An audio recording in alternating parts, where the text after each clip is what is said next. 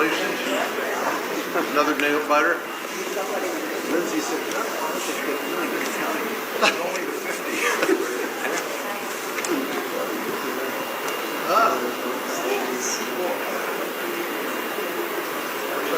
Looking at my phone. Do something. That's from here. Okay, thank you.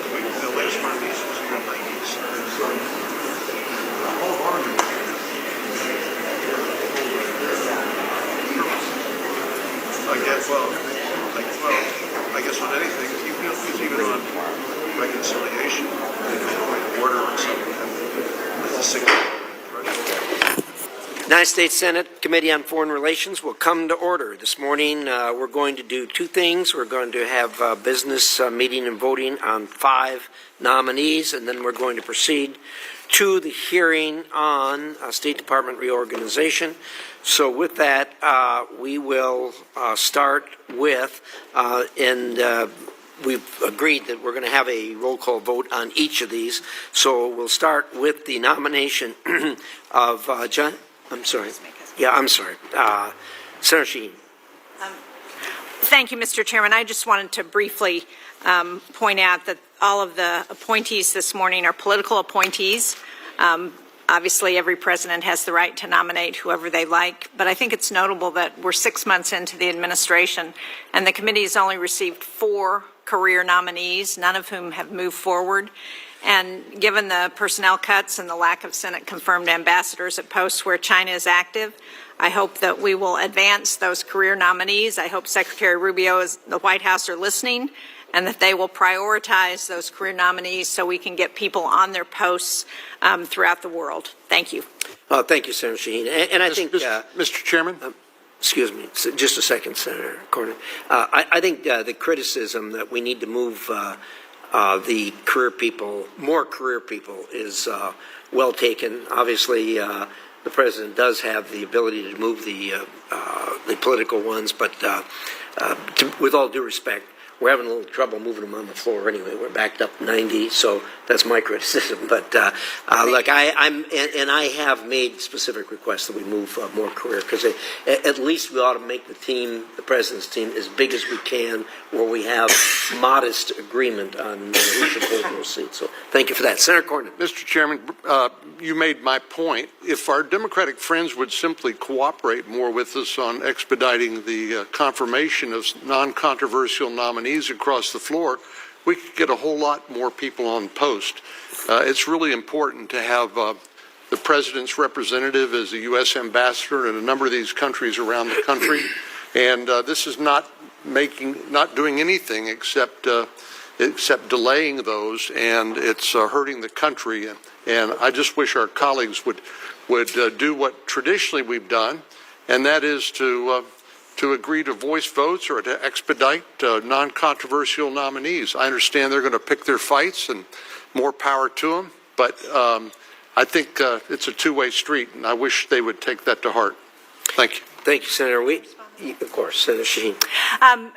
Well, certainly I have been one of those who has urged that we move nominees to ambassadorships around the world as expeditiously as possible, and urge people to vote against them if you don't like them, but we need to move these people so we can get them on post. I would hope that maybe we could agree that if we have a number of career ambassadors, we can move them and think about who else we might be able to move as part of that package. But I would hope that we would make an effort to do this on both sides of the aisle. Thank you. Thank you, Senator. And I have discussed that with the President, with State Department and others, that the more we get, the easier it is to make a deal to move them along. And we're going to continue to try to do that and move them as quickly as we can. Thank you, everybody, for your thoughts on that. So let's move to the first nom, Johnny Sinha, Florida, to be ambassador of the United States of America to the Republic of Singapore. Is there a motion? So moved. Second? It's been moved and seconded that the committee send Mr. Sinha to the floor with a due pass recommendation. Is there debate? There being no, Senator Shaheen. Well, Mr. Chairman, I intend to vote against Dr. Sinha. I think that there are a lot of nominees who face a learning curve on diplomacy, and that's understandable, and I've supported many of those who take their responsibility seriously. But what we saw at the hearing for Mr. Sinha was that he had failed to do his homework. That's not going to serve the United States well, representing Singapore, which is important to the United States, so I intend to vote against him. Thank you, Senator. Further debate? There being no further debate, clerk call the roll. Mr. Rigas? Aye. Mr. McCormick? Aye by proxy. Aye by proxy. Mr. James? Aye. Mr. Haggerty? Aye. Mr. Barrasso? Aye. Mr. Lee? Aye. Mr. Paul? Aye. Mr. Cruz? Aye by proxy. Aye by proxy. Mr. Scott? Aye by proxy. Mr. Curtis? Aye. Mr. Cornyn? Aye. Mrs. Shaheen? No. Mr. Coons? No. Mr. Murphy? No. Mr. Kane? No. Mr. Merkley? No. Mr. Booker? No by proxy. No by proxy.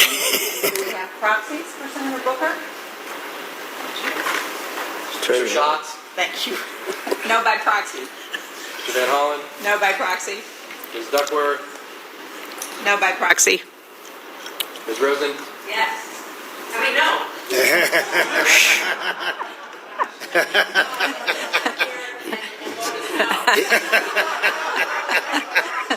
It's easy to get caught up in the enthusiasm. Yeah. I know the feeling. It's affecting the entire diocese. Clerk will report if that's possible. Mr. Chairman, I need your vote. Oh, aye. Mr. Chairman, the yeas are 12, the nays are 10. Motion's passed. The nomination will be sent to the floor. We now have Mr. Jeffrey Bartos of Pennsylvania to be representative of the United Nations of America to the United Nations for UN Management and Reform with the rank of ambassador. Is there a motion? So moved. Second? Been moved and seconded. We send Mr. Bartos to the floor with the due pass recommendation. Is there debate? There be no debate. The clerk will call a roll. Mr. Ricketts? Aye. Mr. McCormick? Aye by proxy. Aye by proxy. Mr. Daines? Aye. Mr. Haggerty? Aye. Mr. Barrasso? Aye. Mr. Lee? Aye. Mr. Paul? Mr. Cruz? Aye by proxy. Aye by proxy. Mr. Scott? Aye by proxy. Mr. Curtis? Aye. Mr. Cornyn? Aye. Mrs. Shaheen? Aye. Mr. Coons? Aye. Mr. Murphy? No. Mr. Kane? No. Mr. Merkley? Mr. Booker? No by proxy. Mr. Schatz? No by proxy. Mr. Van Hollen? No by proxy. Ms. Duckworth? No by proxy. Ms. Rosen? Yes. Mr. Chairman? Aye. Clerk will report. Mr. Chairman, the yeas are 15, the noes are 7. The motion has passed. Mr. Bartos will be sent to the floor with the due pass recommendation. Now we have Linda Blanchard of Alabama to be U.S. Representative of the United Nations Agencies for Food and Agriculture with the rank of ambassador. Is there a motion? So moved. It's been moved. Second? It's been moved and seconded. Is there debate? There be no debate. Clerk will call the roll. Mr. Ricketts? Aye. Mr. McCormick? Aye by proxy. Aye by proxy. Mr. Daines? Aye. Mr. Haggerty? Aye. Mr. Barrasso? Mr. Lee? Aye. Mr. Paul? Mr. Cruz? Aye by proxy. Aye by proxy. Mr. Scott? Aye by proxy. Aye by proxy. Mr. Curtis? Mr. Cornyn? Mrs. Shaheen? Aye. And no. Mr. Coons? No. Mr. Murphy? No. Mr. Kane? No. Mr. Merkley? Mr. Booker? No by proxy. Mr. Schatz? No by proxy. Mr. Van Hollen? No by proxy. Ms. Duckworth? No by proxy. Ms. Rosen? No. Mr. Chairman? Aye. Mr. Chairman, the yeas are 12, the noes are 10. The motion has passed. Ms. Blanchard to be referred to the floor with the due pass. We now have Kimberly Guilfoyle of Florida to be ambassador to Greece. Is there a motion? So moved. Is there a second? Second. It's been moved and seconded. Is there a debate? Yes, Senator Shaheen. Well, thank you, Mr. Chairman. I intend to support Ms. Guilfoyle's nomination. I think she's worked hard to develop an understanding of the U.S.-Greek relationship. That's important that we have an ambassador in Athens as soon as possible. We have a very large Hellenic community in New Hampshire who are watching very carefully to make sure that we can have somebody on the ground there who can help Americans in Greece. And while I remain concerned about some of the incidents in Ms. Guilfoyle's past, I hope she will represent all Americans and earn their trust as ambassador to Greece. So I intend to support her. Thank you, Senator Shaheen. Is there further debate? There be no further debate. Clerk will call the roll. Mr. Ricketts. Aye. Mr. McCormick. Aye by proxy. Mr. Daines. Aye. Mr. Haggerty. Aye. Mr. Barrasso. Mr. Lee. Mr. Paul. Mr. Cruz. Aye by proxy. Mr. Scott. Aye by proxy. Mr. Curtis. Mr. Cornyn. Mrs. Shaheen. Aye. Mr. Coons. No. Mr. Murphy. No. Mr. Kane. No. Mr. Merkley. No. Mr. Booker. No by proxy. Mr. Schatz. No by proxy. Mr. Van Hollen. No by proxy. Ms. Duckworth. No by proxy. Ms. Rosen. Mr. Chairman. Aye. Mr. Chairman, the yeas are 13 and noes are 9. Motion is passed. Ms. Guilfoyle will be referred to the floor to do pass recommendation. We now have Ms. Jennifer Losetta of Florida to be the alternative representative of the United States of America for special political affairs in the United Nations with the rank of ambassador, etc. Is there a motion? So moved. Is there a second? It's been moved and seconded that we send the nomination forward to do pass recommendation. Is there debate? There be no debate. Clerk will call the roll. Mr. Ricketts. Aye. Mr. McCormick. Aye by proxy. Mr. Daines. Aye. Mr. Haggerty. Aye. Mr. Barrasso. Aye. Mr. Lee. Aye. Mr. Paul. Mr. Cruz. Aye by proxy. Mr. Scott. Aye by proxy. Mr. Curtis. Mr. Cornyn. Mrs. Shaheen. Aye. Mr. Coons. No. Mr. Murphy. No. Mr. Kane. No. Mr. Merkley. Mr. Booker. No by proxy. Mr. Schatz. No by proxy. Mr. Van Hollen. No by proxy. Ms. Duckworth. No by proxy. Ms. Rosen. No. Mr. Chairman. Aye. Mr. Chairman, the yeas are 13, the noes are 9. Motion's passed. Ms. Losetta will be referred to the floor to do pass recommendation. And with that, it concludes the business agenda of our meeting today. And we will now move, when and if we get a representative from the State Department, to have a hearing on State Department reorganization. I'm told that he's on the way, so visit amongst yourselves. Mr. Chair, Senator Kane. can I ask that those of us who are here be counted here at the gavel? There's another hearing going on just down the hall that I'll duck into as long as our witness hasn't shown up. We've already had the gavel. You are considered present. Okay, thank you. Thank you. Thank you for staying. Thank you for coming for the business meeting. So.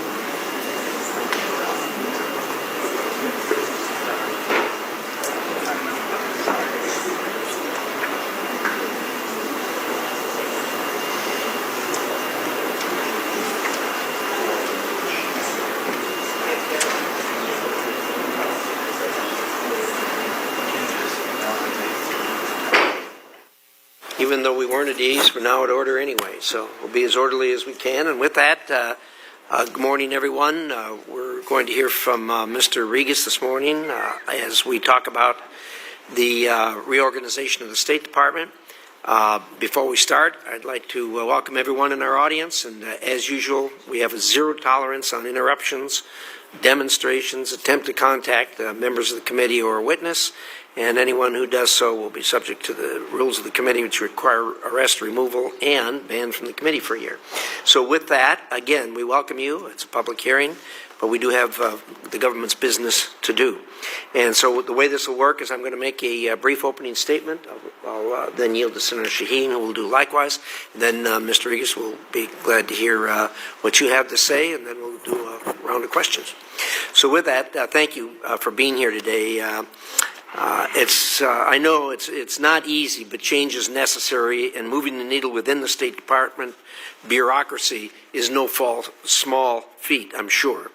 President Trump, Secretary Rubio, and you have listened to the American people's desire for government accountability and have seized on this moment to make once-in-a-generation alterations to a State Department that was stuck in the 20th century. It's no accident that the last major reorganization took place under a previous Republican administration, led by President Bush, with Secretary Colin Powell leading the State Department reform effort. At the time, Secretary Powell was fighting to get computers on desks and employees to use their email. The challenges this administration faces are arguably bigger. After decades of State Department bloat and waste, your team is pushing the department to be leaner and more agile. Where America used to be the world's ATM, this administration is focused on how to responsibly use taxpayer dollars and rein in national debt, all the while outcompeting our adversaries like China, Russia, and Iran. The State Department reorganization plan that Secretary Rubio has shared with Congress is a good start and is sorely needed.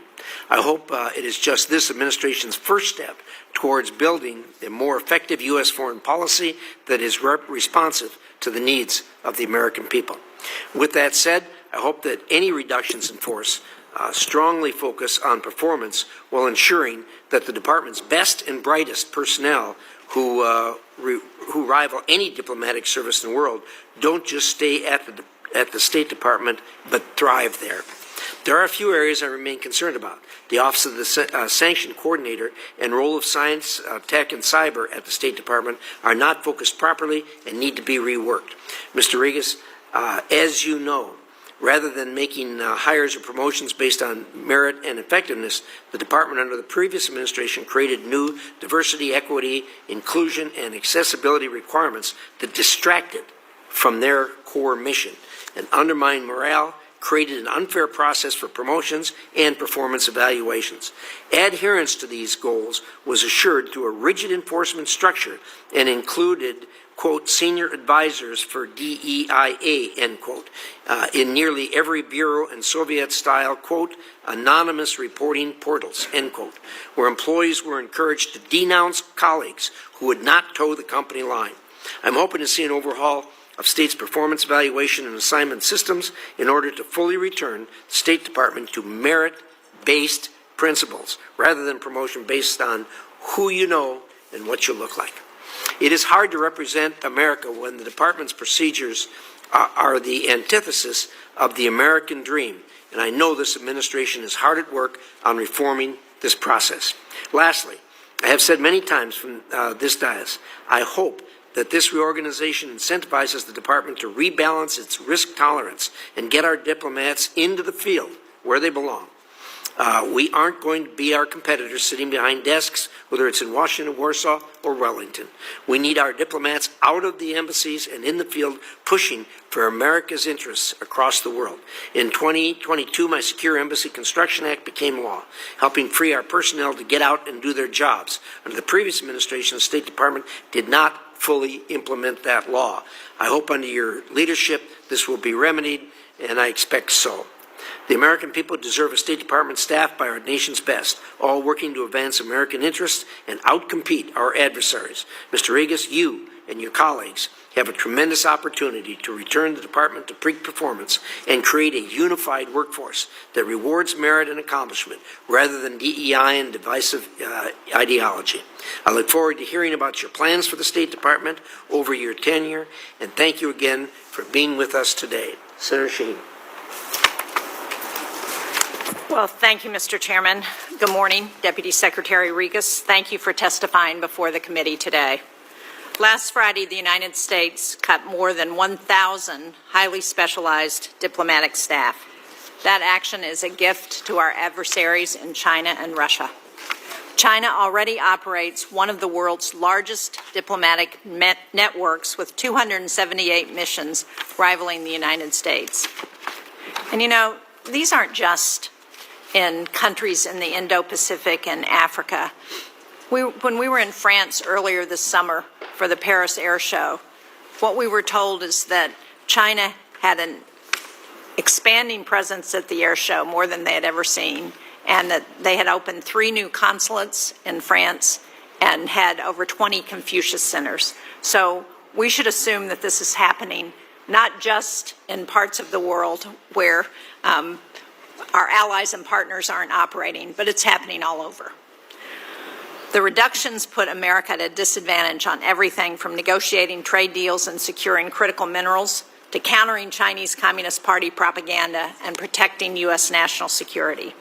And while we're scaling back and retreating, Beijing is increasing its diplomatic budget this year. And sadly, it's not just China.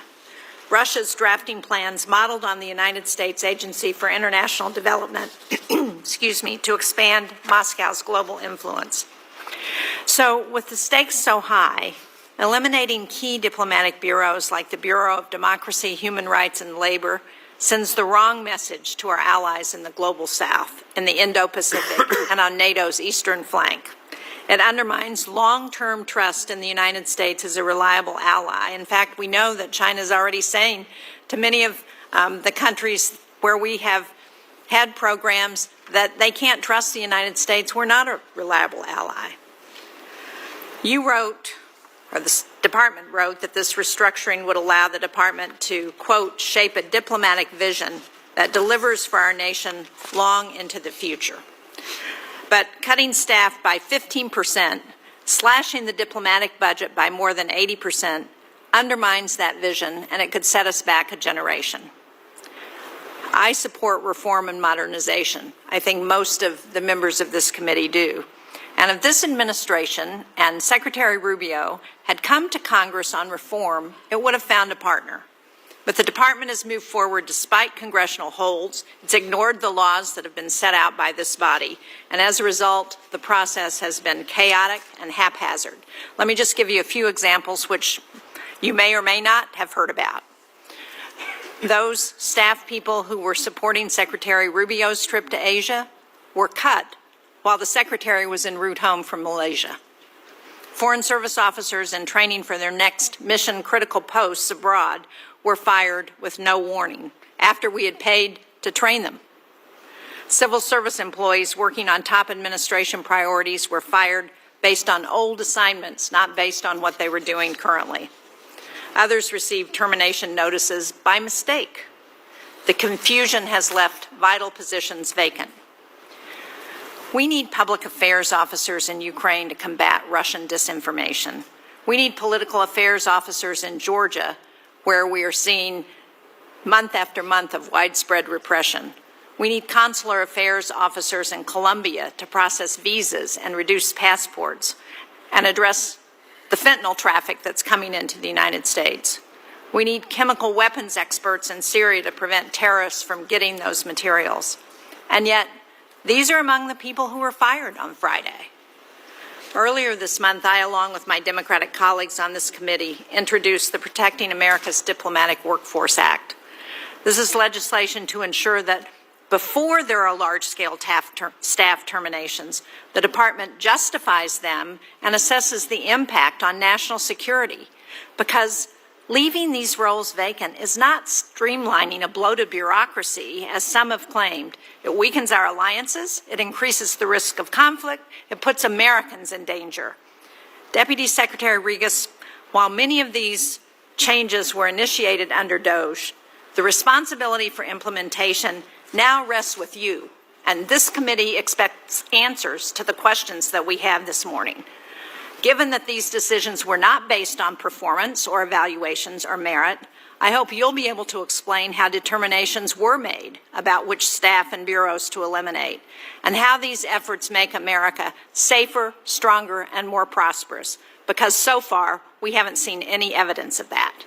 Thank you, Mr. Chairman. Thank you, Senator Shaheen. With that, Mr. Rigas, the floor is yours for a approximate 5-minute opening statement, and then if you have other remarks, obviously we'll be happy to put them into the record, and then we'll open it up to questions. So the floor is yours. All right. Thank you. Good morning, Chairman Risch, Ranking Member Shaheen, and members of the committee.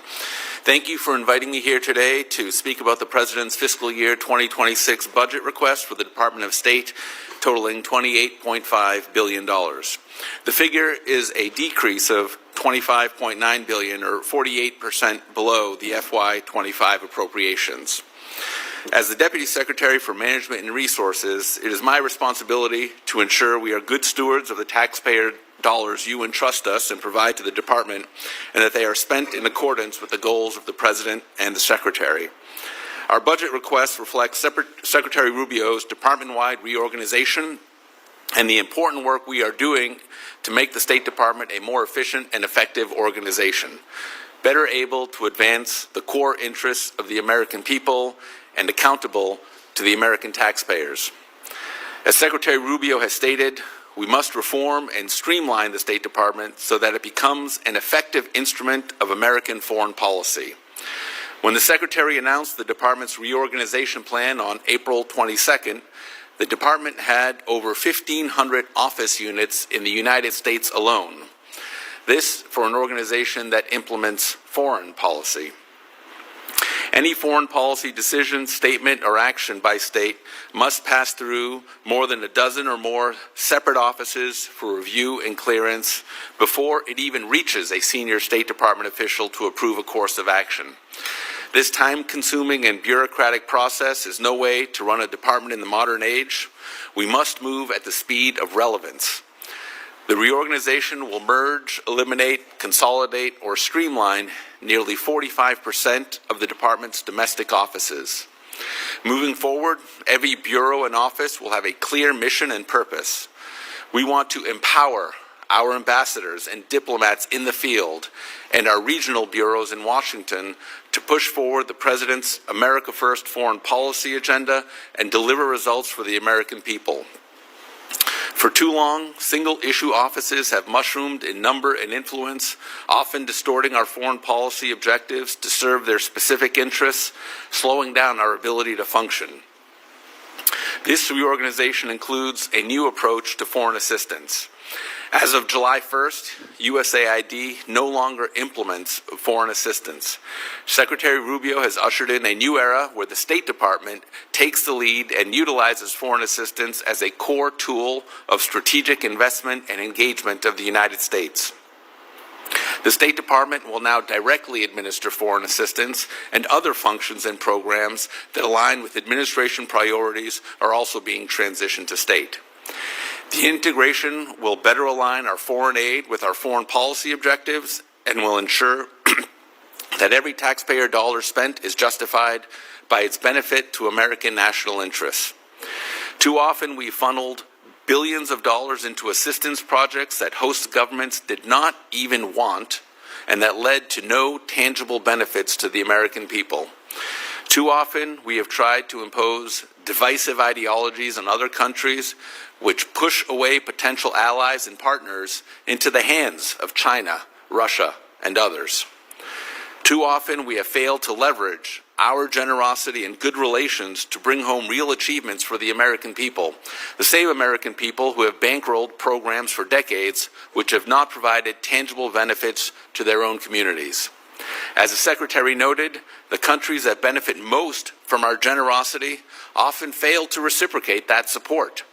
For example, sub-Saharan African nations voted with the United States only 29% of the time on essential UN resolutions in 2023, despite receiving billions in assistance paid for by the American people.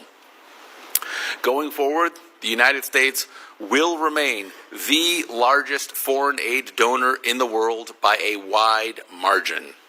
China and Russia do not deliver the kind of life-saving assistance that the American people have provided through USAID and state for decades, and there is no sign this will change. But our focus will be on trade, not aid, and we will always advance the interests of the United States. While the United States will put America first in all aspects of our foreign policy, we will continue to build and cultivate positive, constructive relationships with the governments and peoples of the world. Congress and American taxpayers expect us to deliver results for the American people, and I look forward to working with Secretary Rubio and this committee to deliver those results. As I've said before, I know that every dollar we spend and every program we fund comes from the labor of a tax-paying American family. Our goal is to have a State Department that is accountable to the American people and effective in unleashing the potential of the world's most talented diplomatic workforce. Thank you for having me here today, and I look forward to your questions. Thank you, Mr. Rigas, and I thank you for pointing out the fact that we beat ourselves up a lot over this, that, or the other thing, but there's no more generous country on the planet than the United States of America or the United States American taxpayers. We have done tremendous amounts, and we really do not get the appreciation for it. You're pointing out of how the votes at the UN go are ones that those votes are to be taken note of. I'm always impressed, however, when I'm dealing with other countries and they're looking for something like building a nuclear plant or something like that, that they really want to deal with Americans. That's what they want to do. Why is that? Because we are who we are. And that, I think it's really important to stress that, who the American people are, what our values are. And one of the things that distinguishes us from other countries on the planet is the fact that we have a rule of law. And you deal with China, you have no rule of law. You're at the beck and call and at the mercy of the Chinese Communist Party. And people know that, businessmen know that, and that's why they want to deal with America. Look, when you're doing management like this, changes, as I said, are always difficult. I get that. And the other thing that I would point out, and that I think you didn't talk about, and I'd like you to talk a little bit about, this is not a one and done. This is a everyday, all-day reassessment of where you are, what you're doing. And this obviously is a big step to start with. Glad to see it. I'm assuming there's going to be a phase 2 at some point in time. Talk about the ongoing efforts after this initial step is over. Sure. Thank you for that question, Mr. Chairman. We will, like any large organization, we need to continue to review and evaluate how we operate and how we are effectively delivering on the President's policy priorities all over the world. This reorganization was informed by the senior leadership and the career foreign service and senior civil servant officials who are at the department. We asked them what works, what doesn't work, how would you like to operate, what are the pain points that you've experienced getting things done. And these are people who've served in Republican and Democrat administrations and gave us some really good feedback about where they would like to see reforms implemented at the Department of State. We told them this reorganization, we wanted to focus on our domestic footprint, make sure we were doing what we needed to reorient the department and focus it on the critical foreign policy function it's designed to deliver on.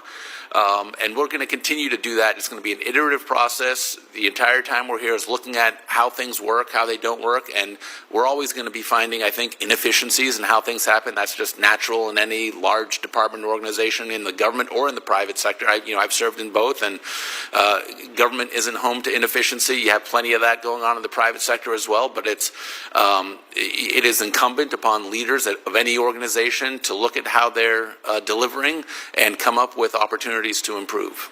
Well said. Thank you.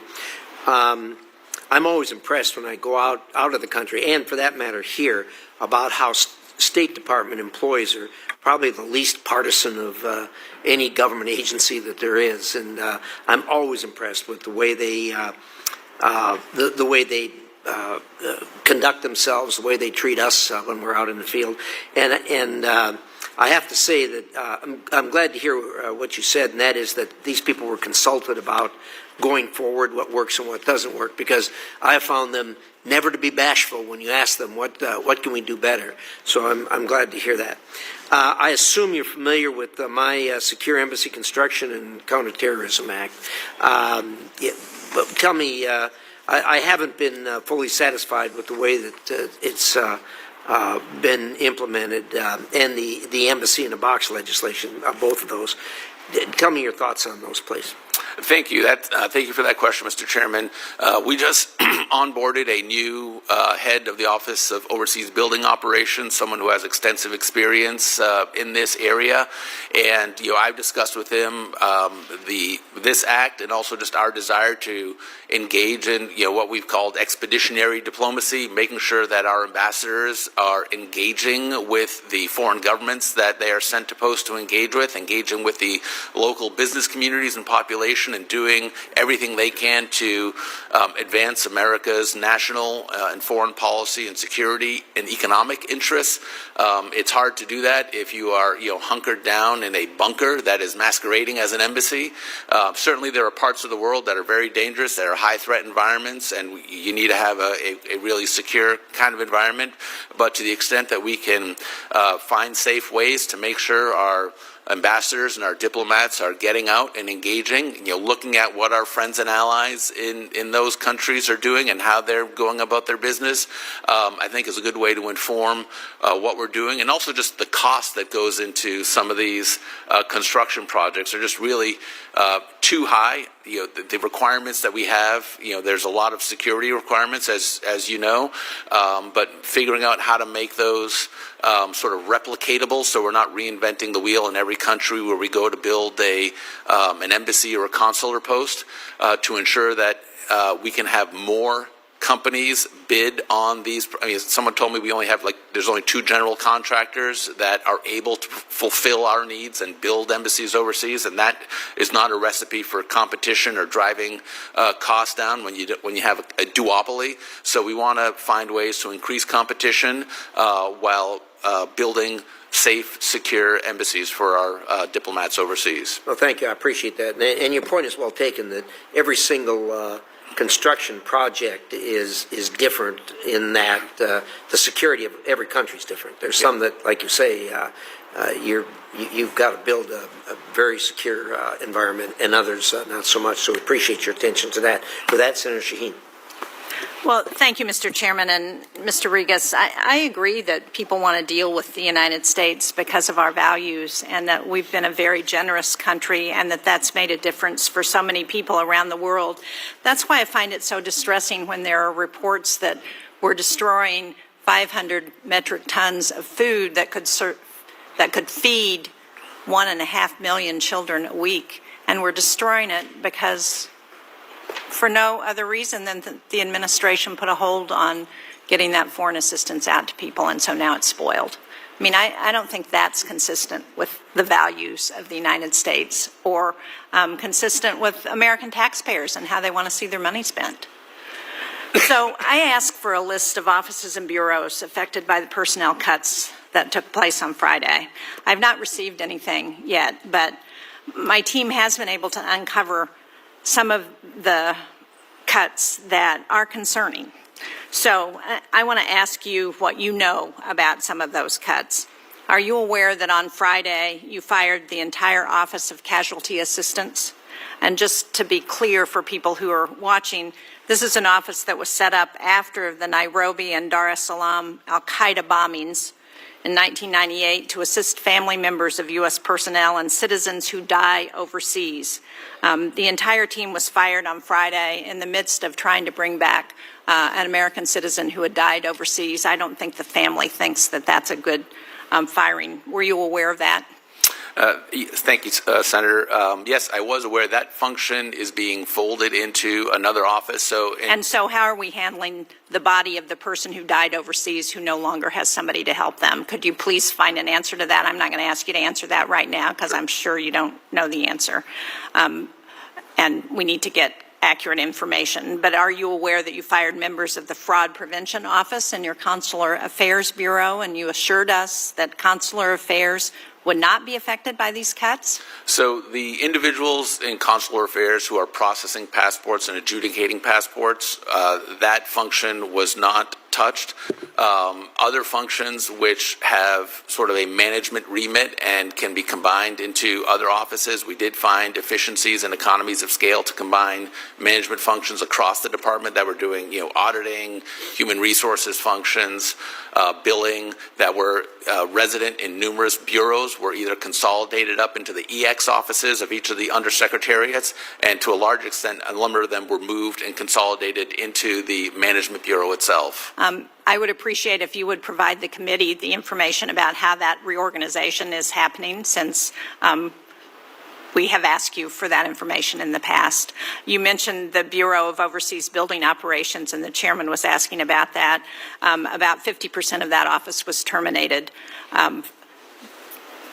5 civil servants out of 13 who handled not only architecture but who also serve as building code officials were terminated, as well as the 10 civil servants were ripped out of 14 in the office that manages space planning requirements.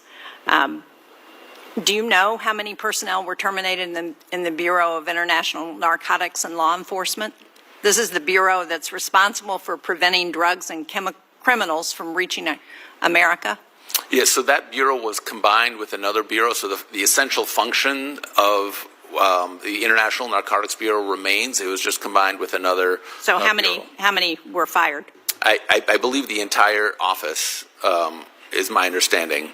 So who's got the expertise that's lost from that office if they've all been fired? So there was, I can give you the name of the combined office, but there were numerous offices at the department that had overlapping responsibilities and redundant capabilities. And why is the department letting diplomats go who we've invested years in training and language skills? Some of those who have been let go are fluent in 5 or 6 languages. Was there an assessment of the expertise it was losing in these layoffs?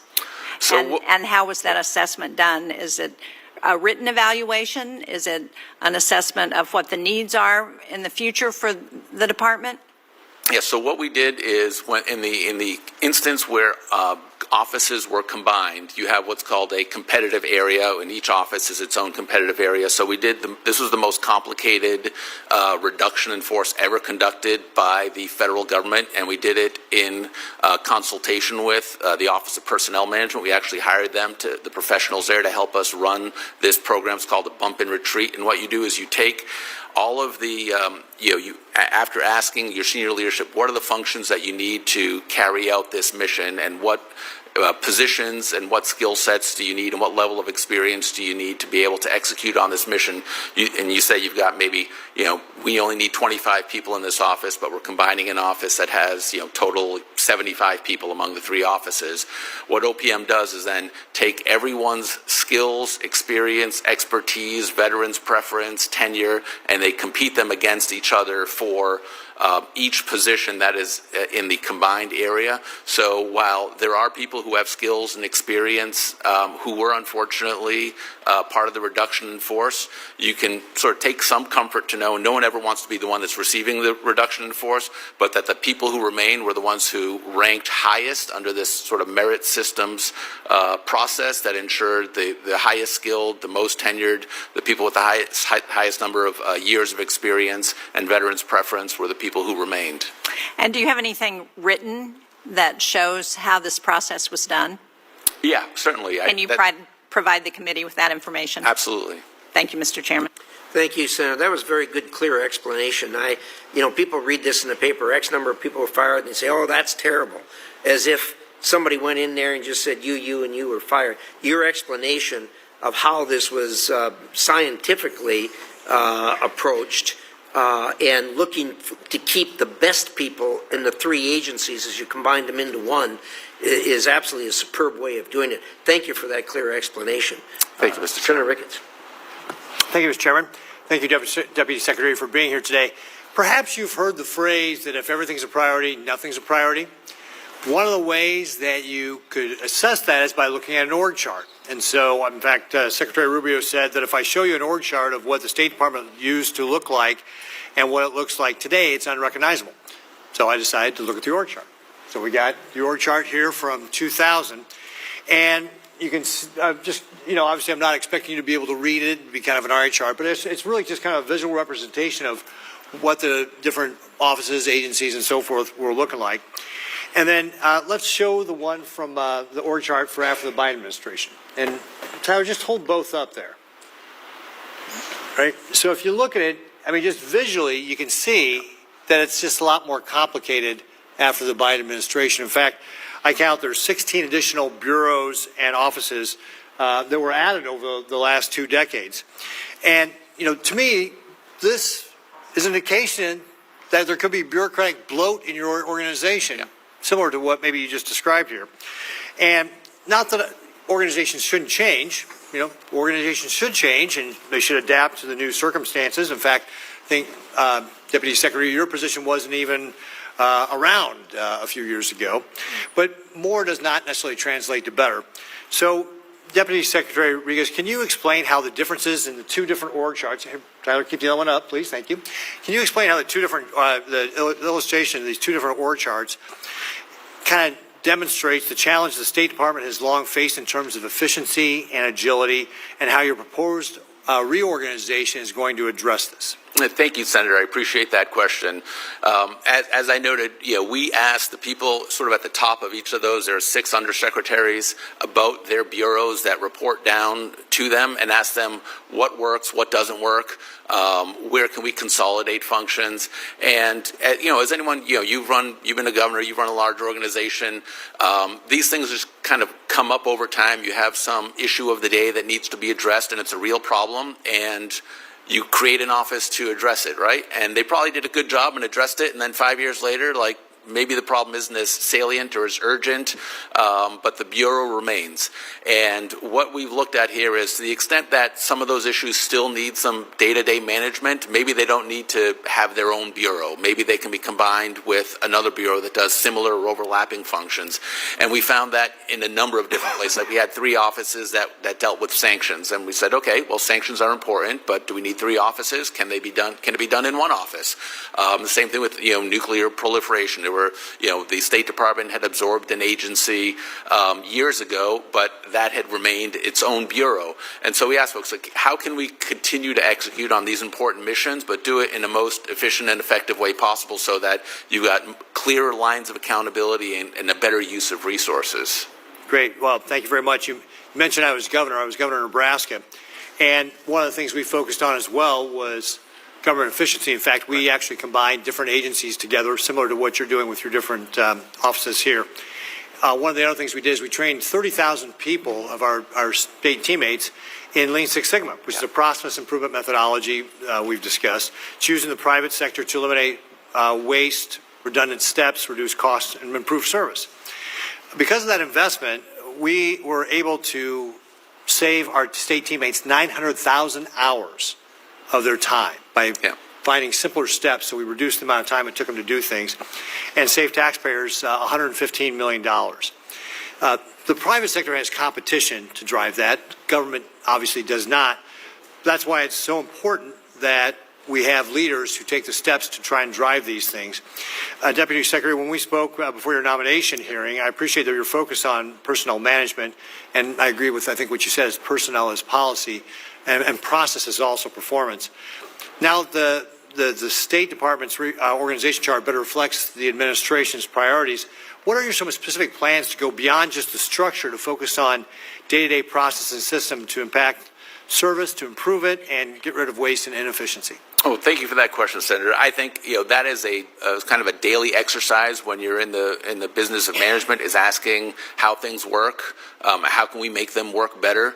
We're going to take a hot minute here to let the new organization sort of settle in, and over the next 3 weeks or so, bureaus that are being combined are going to come together under new leadership, and it's going to, I think it's a daily iterative process. Say, what are we doing? How can we do it better? Why does something, and you see it come up every day when you've got questions about why did this take so long, or why do we get this constituent complaint about what's happening here? It's usually a sign that something is not working as well as it should, and that's an opportunity to drill down and say, how did this happen? How can we prevent it? Were there too many steps involved? Or maybe is there a step that's missing that should be there? And I think it's just a constant evaluation about what is the ultimate goal we're trying to do in each of these areas, whether it's an OBO building, safe, secure buildings at a price to the taxpayer that we can justify, or whether it's, delivering on passports to Americans. We're doing that in under 2 weeks now. The standard is like 4 to 6 weeks, so I think we're doing a good job there. But there's always issues that come up, that people come up with constituents who have visa issues, or how are we dealing with our trading partners. That's a big thing that the president has really led the way on, and where the State Department is going to be right behind him, making sure that we're able to deliver for American businesses and American workers, and also onshore some of these critical national security functions and supply chains as well. Great. Well, I thank you very much, Deputy Secretary. I want to point out that I asked one of your predecessors what her goal was to process a passport application. She couldn't tell me. She didn't have a goal.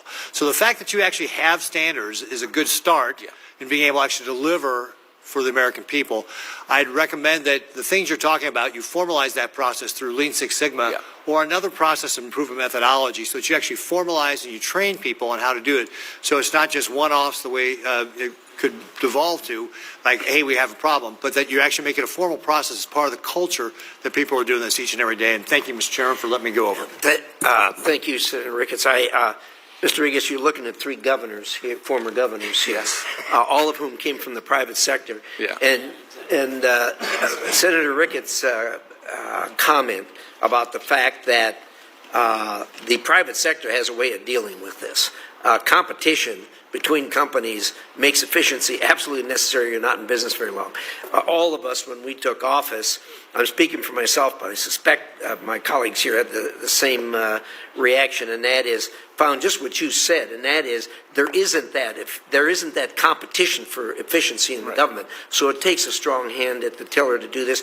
And the good news is in America we change administrations at the state level, at the federal level, and these things, as you're doing right now, I have to say though, I doubt any one of the 3 of us had any kind of the magnitude of reorganization that you guys are dealing with. So thank you for your explanations. With that, thank you. Senator. Who was here first? I don't have the list. Were you here first? Well, then why don't you take the floor, Senator Cook? Thank you, Mr. Chairman. Ranking Member, thank you, Mr. Deputy Secretary. I'm just going to lay out 6 principles and see if we agree, because I think we agree that these are core goals of U.S. foreign policy and the State Department.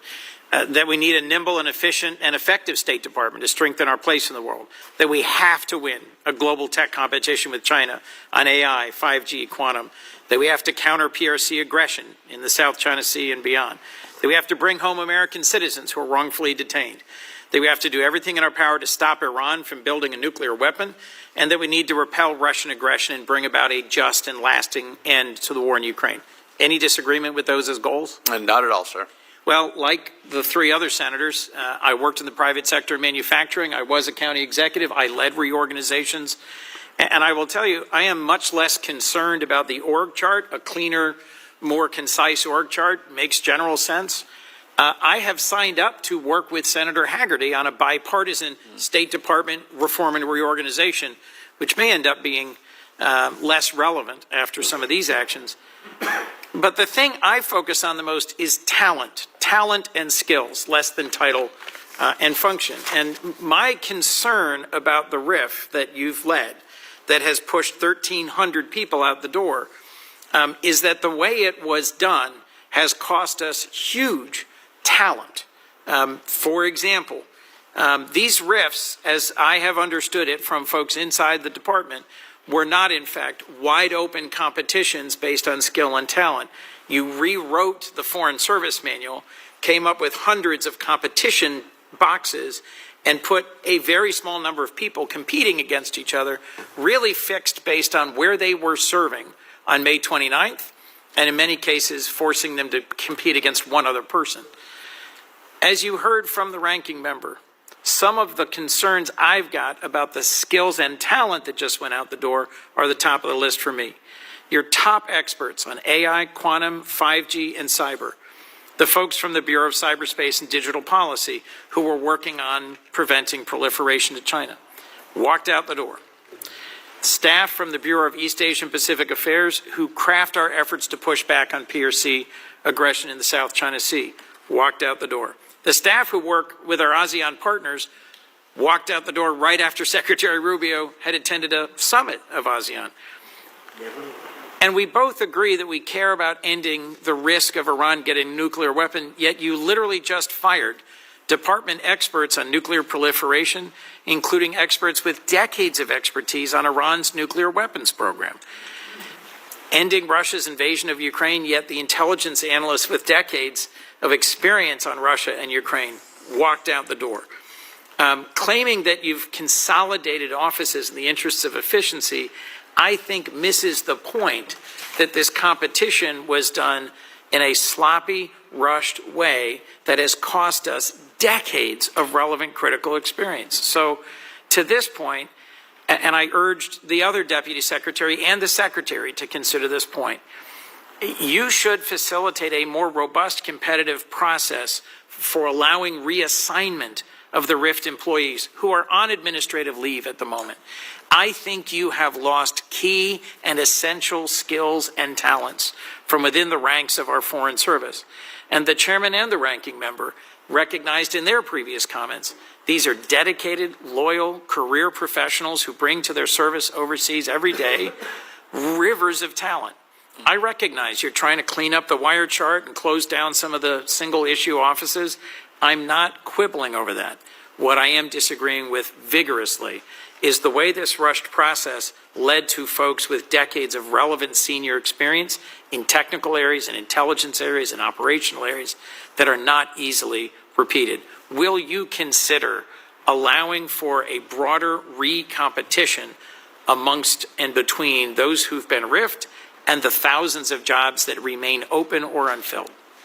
So thank you for that question, Senator. So the RIF process, as established under law and regulation, does allow for, so the bump and retreat that I described, where you compete people against, skills, experience, tenure, language, whatever, that same process works in reverse when there are openings that people can apply for. So as there are openings available for people to be considered for, they can certainly, no one is prevented from necessarily coming back into the department if there's a position that is open and being competitively hired for. So while folks are on administrative leave following Friday's RIF of about 1,300 people, they can compete to return to service for open positions?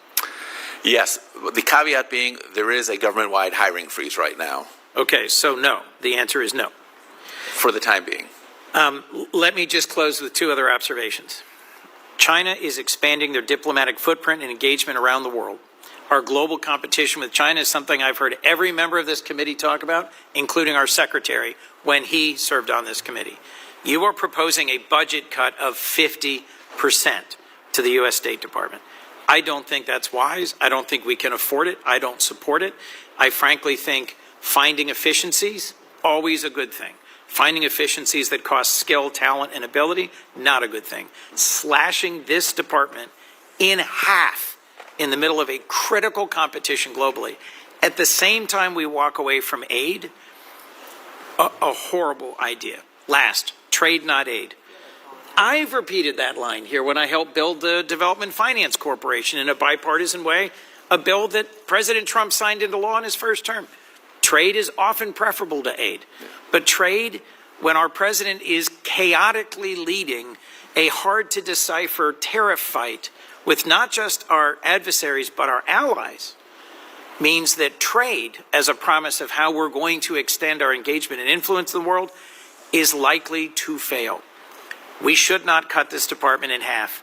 We should not walk out the door its most talented people, and we should not replace foreign aid with the unlikely to succeed promise of trade when we don't seem to have a clear and consistent strategy for how to use that trade. Thank you, Mr. Chairman. Mr. Secretary, thank you for being here today. How many people work for the State Department? We have over, I can give you that exact number here now. I believe it's over 70,000 work for the State Department between foreign service, civil service, and locally employed Again, staff. I didn't pick that up. What was it? How many people? It is over, I can give you the exact number here. It is over 70,000. 70,000? Yes. 76,000. Yes. Thank you. 76,000, I think I heard. So I know there's some people here in Washington who think bigger government is always better, Yes. and people talk a good talk when it comes to efficiency, but don't you dare try to cut any of a bloated bureaucracy in order to achieve that efficiency. It's a no-win proposition, it seems to me, in the minds of in a common mindset here in Washington, D.C. How many people are you talking about riffing? It was about 1,300. 1,300 out of 76,000? Yes. Okay, I never was good at math, but that's a pretty small percentage of the overall number of employees Yes. at the State Department. So do you think, in your opinion and Secretary Rubio's opinion, can you all do the job with the current budget request, which is, as you pointed out, 48% below last year's fiscal year request? Yes, we do. And how in the world can you do that? Well, I think we are looking at some of the key functions that the department does and ensuring that our diplomatic functions are continuing. A lot of that reduction was in the foreign assistance budget, so we've requested the America First Opportunity Fund, which is will be a pool from which the Secretary can direct foreign assistance be given either to directly bilaterally to countries or to multilateral institutions, depending on where he assesses we are going to get the best return on investment and have the highest likelihood for advancing the President's foreign policy priorities. So for those of us concerned about America's representation around the world through our diplomacy, do our ambassadors play a key role in that? Certainly, and the reorganization is designed to empower our ambassadors and our regional bureaus, the people who are at the tip of the spear when it comes to engaging diplomatically with the rest of the world. That's where we want the power and decision-making to rest in the department rather than sort of in these bureaus back in Washington, D.C. And I know the chairman has done a good job. The committee's done a good job moving ambassadors through the committee, but by my count, there are currently 29 Senate-confirmed positions for ambassadors around the country that are awaiting confirmation on the Senate floor. Would it be helpful to our diplomatic efforts for the Senate to get off the dime and actually confirm those nominees? It certainly would, and I think it sent a positive message to the rest of the world that the United States of America is sending an ambassador to their country, that it was picked by the President himself, and that this person represents the President, and they can have confidence when they're dealing with this person that they speak for the President of the United States. So blocking or slow walking the confirmation of ambassador nominees is not achieving the goal of enhancing our diplomatic presence around the world. Is that right? It's not helpful. How many people who work for the State Department are political appointees as opposed to career individuals? Do you know what that breakdown is? We have somewhere around 100 right now, political appointees at the department. So only 100 out of the 76,000 are Trump appointees? That's correct. And so these are people, the rest of them are largely career folks who've been there forever, or Yes. at least they're for a long time. Right? Yes. Yeah.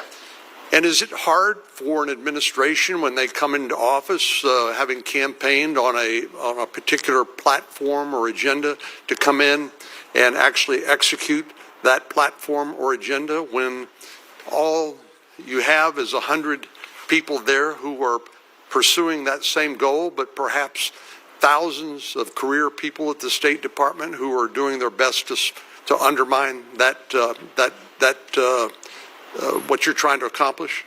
It certainly makes it harder to do our job and to advance the president's policy priorities without the team that we need in place. And that's why you think you can do more with less in terms of your budget, in terms of the number of employees there. Yes. Thank you.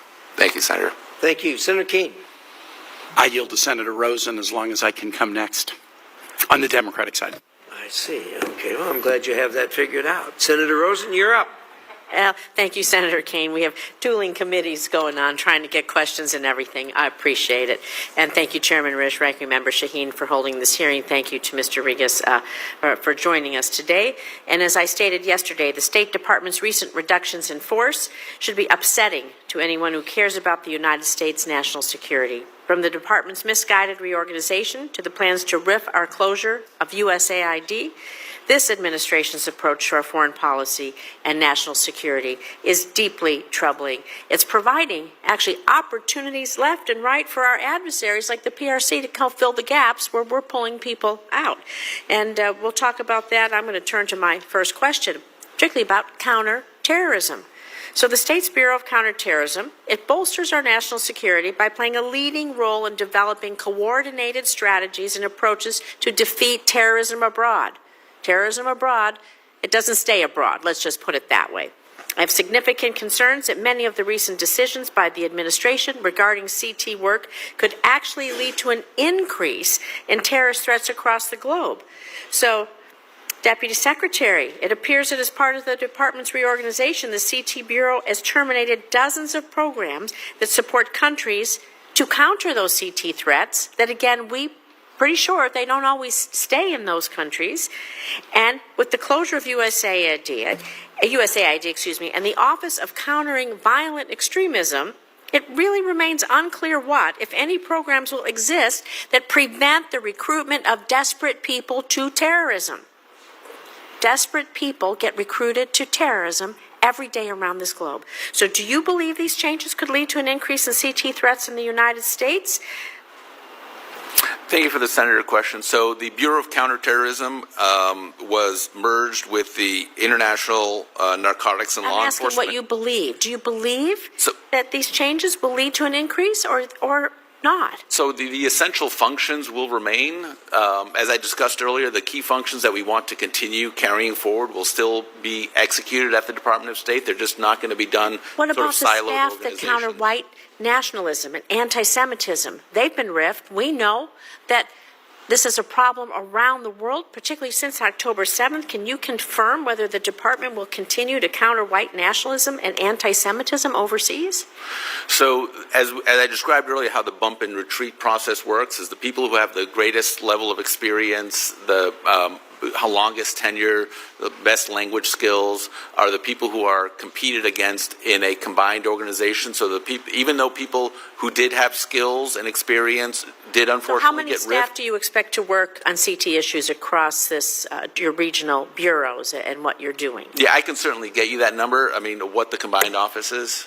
And are any of the CT advisors going to the Bureau of European Eurasian Affairs? Is there proposed to go to other regional bureaus? Do you know that? Or do you have to get that? Right. So the idea behind the reorganization was to move a lot of these functions into the regional bureaus and to the individual post level. So the people there who are on the ground engaging in diplomacy. Would you be willing to commit to provide a report to us that we're still going to continue to counter these issues of terrorism, white nationalism, and anti-Semitism across the new reorganization? It is extremely important to people in the United States and around the globe. Oh, certainly. I mean, I think the president's talked about, I'm asking you if you'll commit to come back to this committee and report on the workforce you have working in those. Certainly, certainly. Thank you. I want to move on to women and girls because I'm deeply concerned about the department's proposal to eliminate the Office of Global Women's Issues, GWI, and the decision to eliminate, it really seems like all of the staff, all of it, in the office this past Friday. So does the State Department plan to implement a policy that promotes gender equality, empowers women and girls, and advances women's rights? Just yes or no is pretty simple. Oh, certainly, yeah. And I think, as the Secretary stated, the needs of women in Japan are different than the needs of women in Guatemala or Ghana or Pakistan or Germany. Yes. And so having a sort of a more finely tuned approach, I think, is what we're going for here. Because I believe that if we abandon women and girls around the globe, we, again, promote instability in families and nations around the world, and that, again, relates to desperate people turning to terrorism in order to take care of their families. We know women are often the glue that keeps stability going on. So I hope that you continue to focus on this issue. I would look forward to working with you on that, and look forward. We only have 6 seconds. I would like to know about, for the record, how many staff have been let go and what are some of your proposals going forward. So we'll submit that for the record. Look forward to your answer. Thank you again, Senator Kaine and Mr. Chairman. Senator Kaine, I guess you made the deal. You're up. Thank you, Mr. Chairman. And Mr. Rigas, good to see you again. Mr. Chair, I'd like to introduce into the record an article from Reuters dated May 16, 2025, titled, "Exclusive U.S. Aid Cuts Leave Food for Millions Moldering in Storage." It will be entered in the record. Let me just read some excerpts from this article that came out 2 months ago today. Food rations that could supply 3.5 million people for a month are moldering in warehouses around the world because of U.S. aid cuts and risk becoming unstable. The food stocks have been stuck inside 4 U.S. government warehouses since the Trump administration's decision in January to cut global aid programs.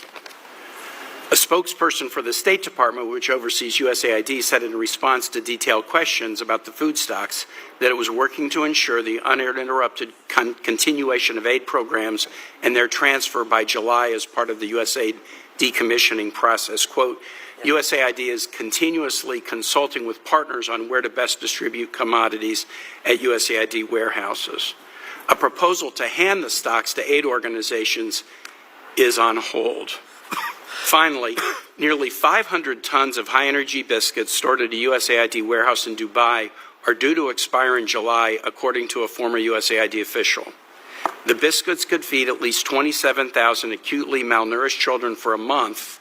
The biscuits are now likely to be destroyed or turned into animal feed.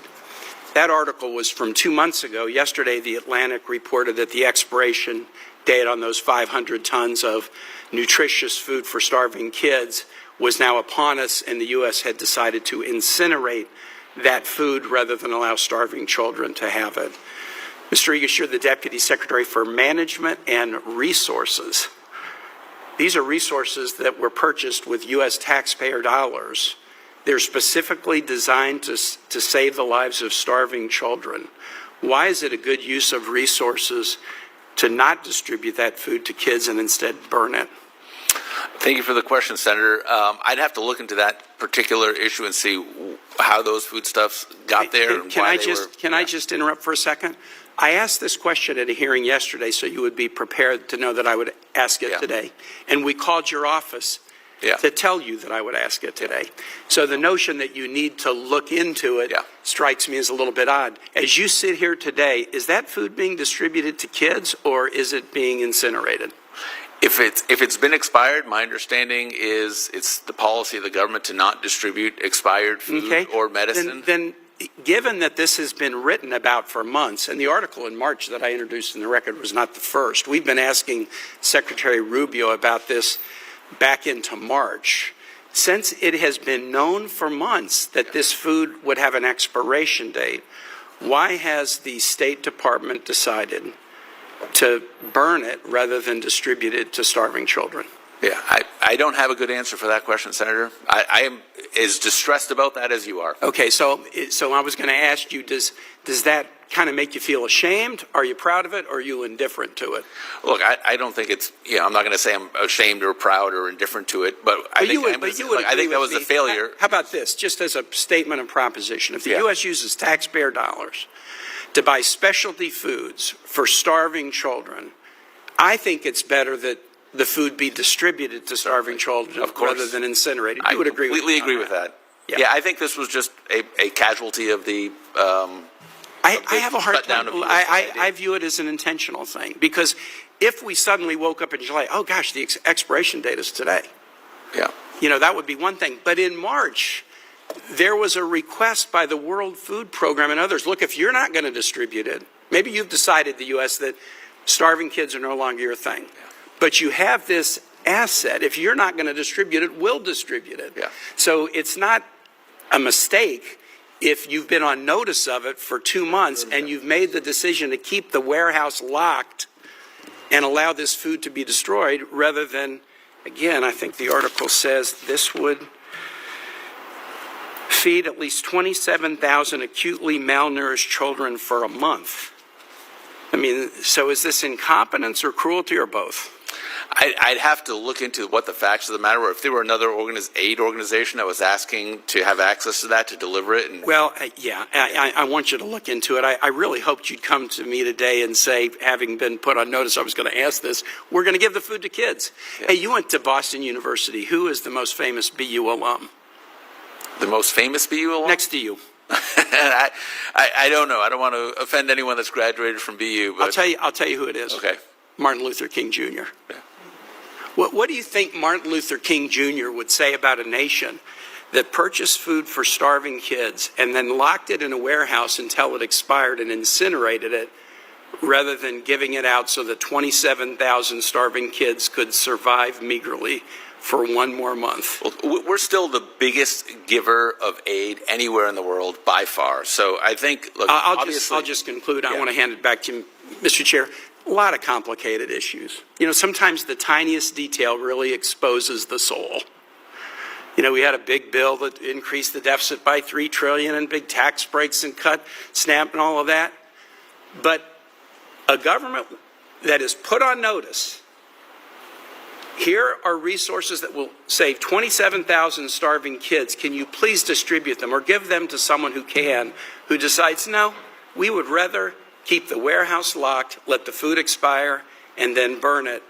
To me, that really exposes the soul of this endeavor.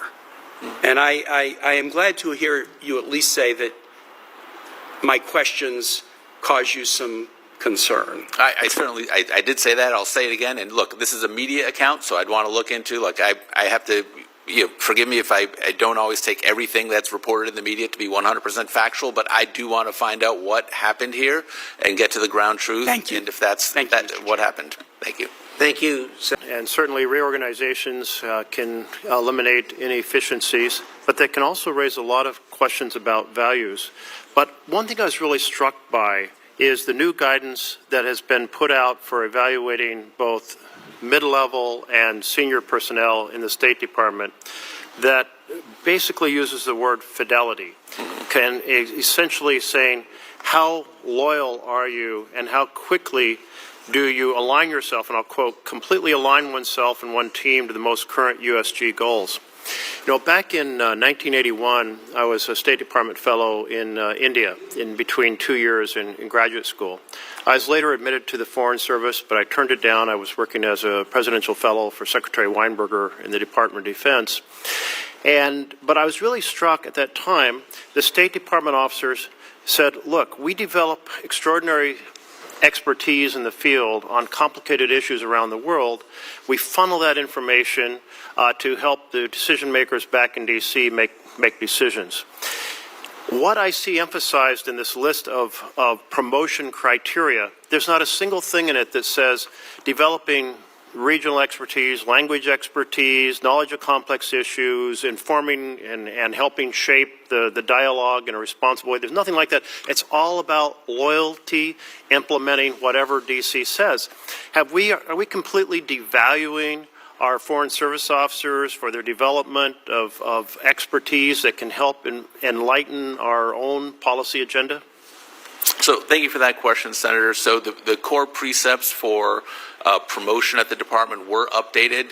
The fidelity precept, which you just quoted, was replaced the DEI precept, but it calls for fidelity to the Constitution of the United States. It calls for fidelity to executing the president's policy priorities, which we're in the executive branch. The president stood before the American people and went from one end of this country to the other, saying what he wanted to do, and that policy agenda was ratified by the voters in November, and it's incumbent upon the career Foreign Service officers and the career civil service officers at the State Department, and indeed at every other executive branch department, to faithfully carry out what the president stood for before the American people. So the American people have confidence that when they go to the ballot booth and elect a president, that what they voted for will get implemented.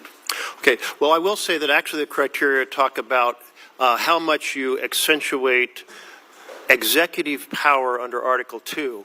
And there is a huge debate going on now as we see ourselves slide into an authoritarian state, both the defunding of agencies, the firing of employees, the reorganizing without congressional direction are all factors assaulting the separation of powers, which is actually an assault on the Constitution of the United States. But I'm going to set that aside for the moment because I'm concerned about the values represented in this reorganization. And I'll give you some example. Firing the consular fraud prevention in passport operations. Makes no sense to me that our value is to allow fraud in passports.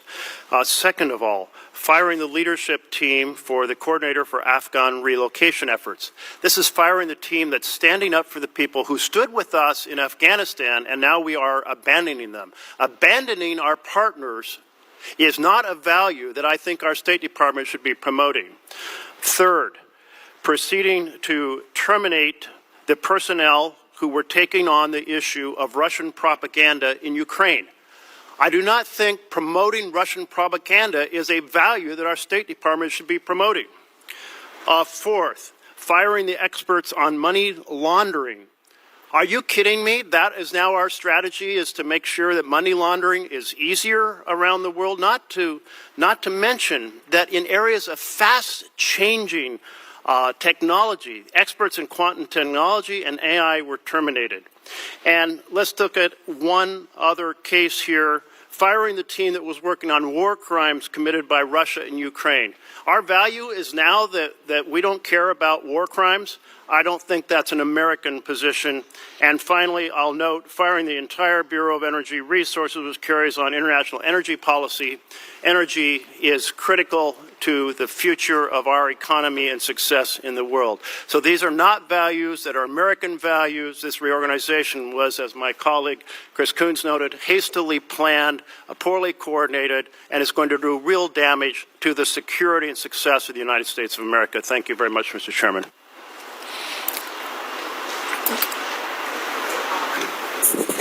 Senator Van Hollen. Thank you, Senator Daines. Welcome, Mr. Deputy Secretary. Thank you, Senator. Secretary Rubio claimed that these big layoffs were, quote, a deliberate step to reorganize the State Department, while a senior official promised to carry them out in a manner that preserves the dignity of federal employees. In practice, the process has been badly botched, wasteful, and deeply disrespectful of the department's workforce. I heard the figures thrown around earlier about 76,000 State Department employees. You know very well, Mr. Deputy Secretary, over 50,000 of them are Foreign Service nationals who help do everything from maintain embassies and consulates to a lot of essential work. So that's a very misleading number. We have 14,000 plus Foreign Service officers, 12,000 civil servants, and of those civil servants, about 1,000 have been fired. These are employees with expertise in critical minerals, artificial intelligence, human rights, and consular affairs were let go, along with those that are fluent in languages like Chinese, Arabic, Russian, and Farsi, many of whom have received their training at taxpayer expense. Staff on parental leave were dismissed, including one person who had given birth just 12 hours earlier. The department used cheap procedural tricks to fire career officers with no regard for veteran status, performance, or tenure, directly contradicting Congress's intent. And at the same time, senior leadership failed to show up to thank these patriotic employees. One Trump-appointed Deputy Assistant Secretary took the day off as her team working on Afghan resettlement picked up pink slips. And while Secretary Rubio met with ASEAN counterparts in Malaysia, the team that had prepared his briefing materials in the Bureau of East Asian and Pacific Affairs was being fired. Mr. Secretary, I hope you'll agree that you have a duty to tell the truth to Congress, do you? Oh, certainly. Okay. Well, you testified in the House yesterday, and you testified, and I'm quoting, my understanding is we did not make any cuts in the Consular Affairs Bureau, unquote. But you did make cuts in the Consular Affairs Bureau, did you not?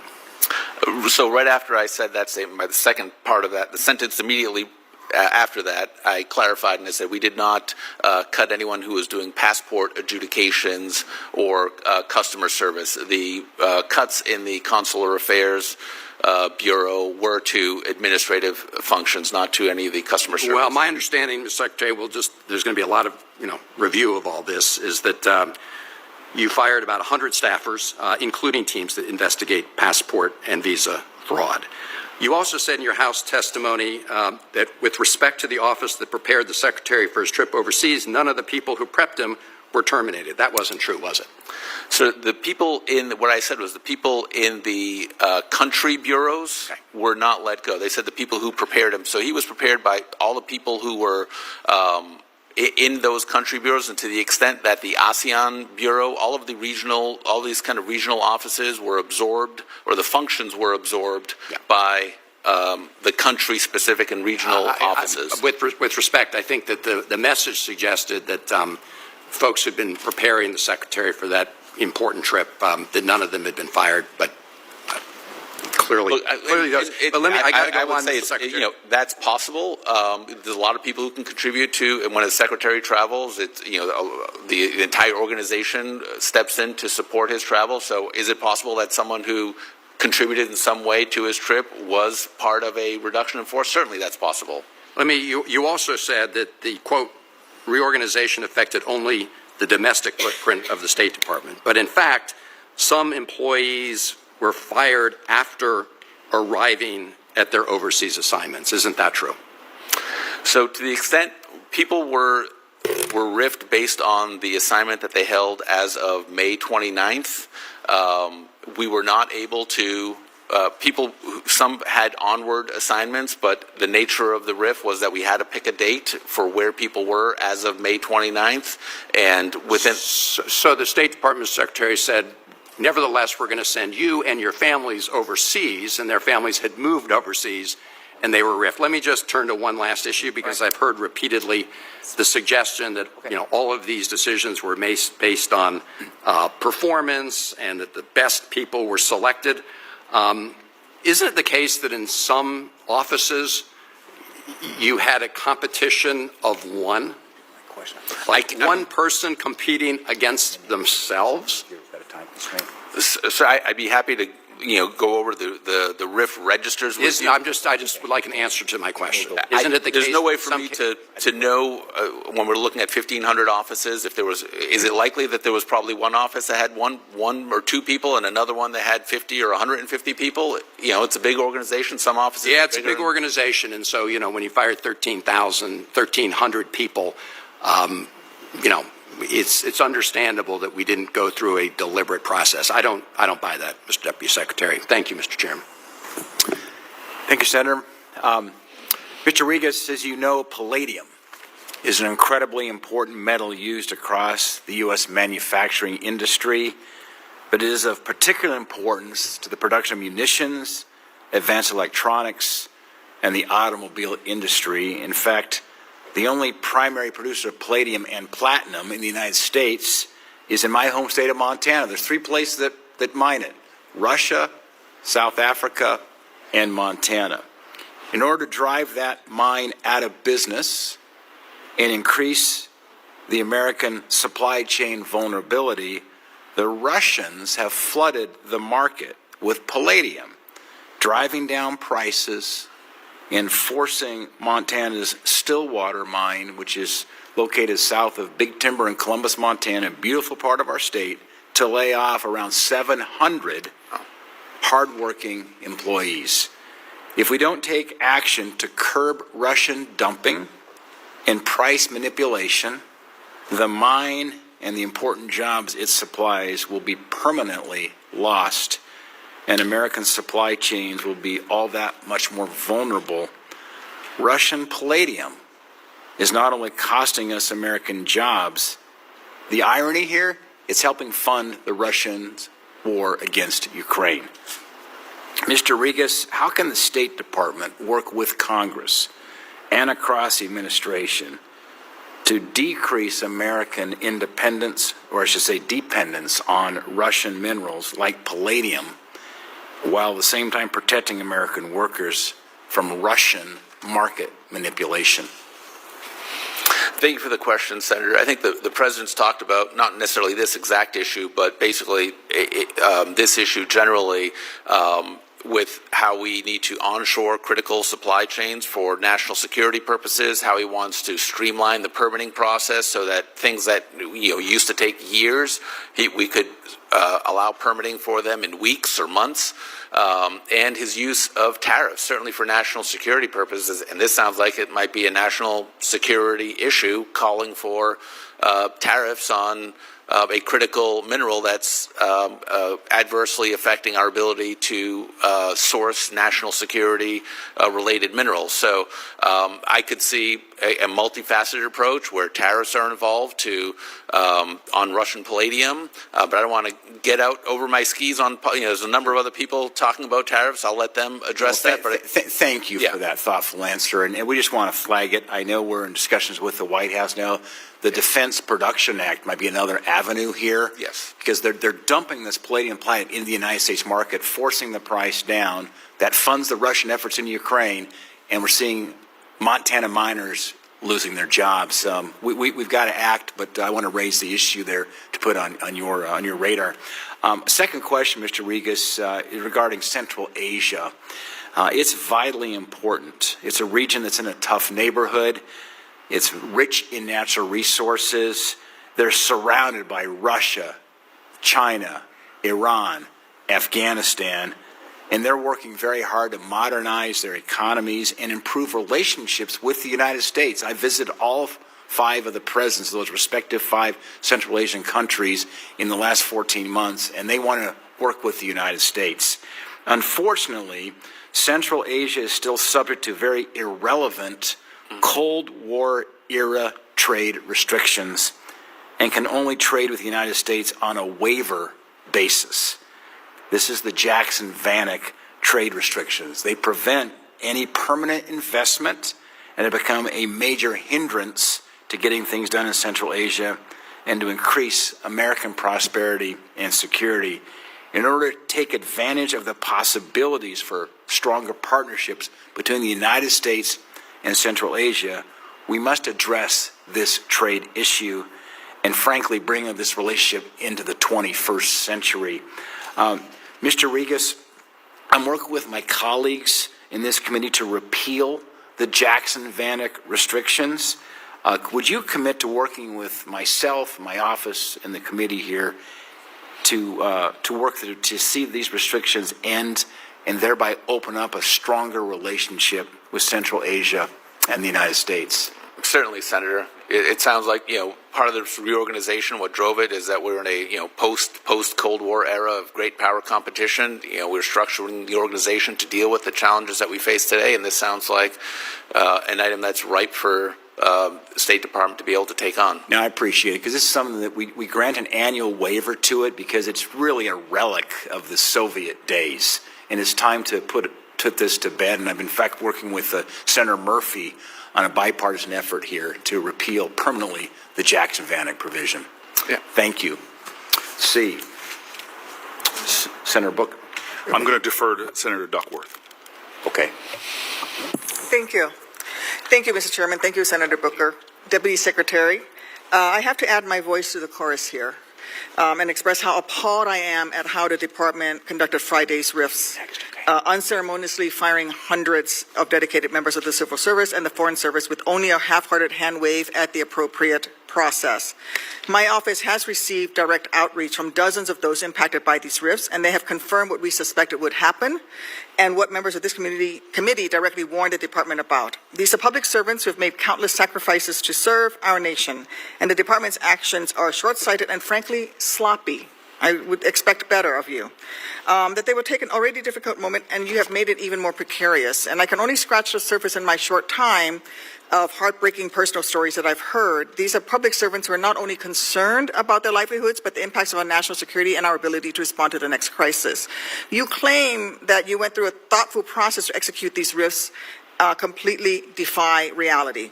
To illustrate one example, individuals who were hired under veterans' preference were riffed with no acknowledgement of their veteran status in their service summary that you included in their letters. Why should we believe that you went through a thoughtful process where you can't even check this basic box of acknowledging their veteran service?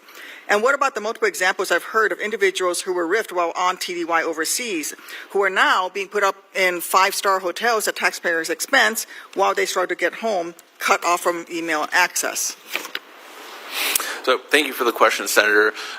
So the RIF procedures were done in partnership with the Office of Personnel Management. We did ask every employee in the weeks and months leading up to it to update their personnel files. And one of the challenges is there isn't a central repository. You're blaming OPM and the employees that you riffed? No, not at all. What I'm saying is for your the shoddy way that you went about doing this? The employee file is owned by the employee, so if it does not have all of their past history, if they've worked at multiple departments or agencies and their SF-50s have not been uploaded into their employee file, it's possible that some detail of their service may have been overlooked. So that's why every employee was asked to review their employee file before the reorganization to ensure that every aspect and every step of their service was included in their employee file. But if there are any issues that were overlooked, or if anyone feels that their employee file is incomplete, we'll certainly address that immediately. It sounds like you're blaming the victim here. And the people that I've talked to did update their employee files. How do you reconcile that the Trump administration's own professional development program requires domestic service for FSOs to advance in the senior foreign service? This is something he implemented in 2017, yet you seem to exclusively target FSOs who are on domestic tours. They're on these domestic tours because President Trump in his first term said you need to do a domestic tour. As soon as they're on a domestic tour, you fire them. So how do you reconcile that? Right. So as we noted, the reorganization did focus on the domestic only operation of the Department of State. It did not focus on our overseas or global footprint. We have about 14,000 foreign service officers. 10,000 of those foreign service officers serve at posts overseas, and we do have about 4,000. You're not answering my question. How do you reconcile that? Well, we had to be looking at the RIF. It could not fall entirely on the civil service. We had to be equitable in terms of how we address the reductions in force at the department. The vast majority of the reductions did fall on the civil service, but we did have a little over 200 foreign service officers who were impacted by the reduction in force. And like I said, that's regrettable, but when we had to eliminate offices and functions, the people who were encumbering those roles were the people who were RIFed according to the federal government rules and regulations surrounding RIFs. But they were on domestic tour because President Trump told them they had to do it. So this is ridiculous. I want to go back to the subject of meeting our obligations. The cuts to EAP's team that managed U.S. engagement in ASEAN while the Secretary was at the ASEAN Ministerial is just a perfect illustration of the shoddy and foolish way that you did this. It's clear that the real winner of this move is going to be the PRC as you eliminate our expert and capacity to engage in this critical region. Under your proposed reorganization, who will manage the Mekong issue and the Mekong-U.S. partnership? So all of these functions are going to be handled at the regional bureau level. So that would be the East Asia Pacific Bureau, and then all of the country desks within those bureaus will handle the individual. They don't have an overseas counterpart office. I'm sorry, who doesn't have an overseas counterpart? The Mekong-U.S. partnership does not have an overseas office. So anything dealing with a particular region will be handled at the regional bureau. And where is that? The regional bureau is located in Washington, D.C., and the the country desks are here, but their counterparts are at every post in every country. But there's no overseas. counterpart overseas. This is the thing. You're firing people doing very important work without regard to these programs on a program that the PRC is really in the wrong on, and we had an opportunity to develop relationships. I'm astonished that you would do this to the State Department and to the national security of this country. I'm over time. Thank you, Mr. Chairman. Senator Booker. Senator Booker. Yeah, we're good. I cannot tell you how frustrated I am listening to the answers that you've given here that to me are utterly unacceptable. You know that there's a number of us who have served in executive positions. We have governors, county executive, as Coons has said. I ran a city during a recession, cut 25% from my workforce overall. I know what it means to do a RIF right, but this has been chaos. It has been cruelty. And your answers, frankly, have just lacked decency. As if you don't care about a lot of the employees whose lives have been destroyed after years, if not decades, of service. Now, I want to be very specific. Clearly, you're not standing up for people who've dedicated their lives to this country, but I'm going to stand up for them. And so let's talk about some of these people in real life and what you've done. A technical security specialist who just moved all of his belongings to Pakistan. He was fired as he was heading there to ensure our embassies in the region were safe. Hours after the movers left his home, he was fired, leaving a massive security gap of this administration's making. On Friday, you fired rapid response consular officers who deployed to provide emergency services for Americans overseas.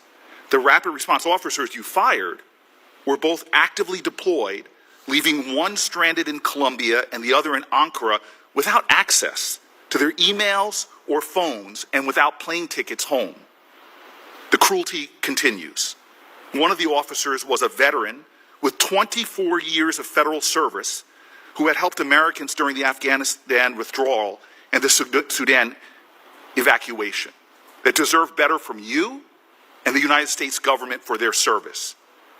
At a time that there's a hot war in Ukraine and President Trump is claiming to try to foster a peace agreement between Ukraine and Russia, you fired the only Ukraine intelligence analyst and Russia analysts in the Intelligence and Research Bureau. You fired the executive director of the National Authority for Chemical Weapons Convention while we are trying to get the new government in Syria to locate and destroy remaining stockpiles of chemical weapons that threaten the security of that region and us. You fired human trafficking experts, including everyone with human trafficking experience in the Middle East, North Africa, and South and Central Asia, as if that is not an urgent crisis amongst humanity and for this nation.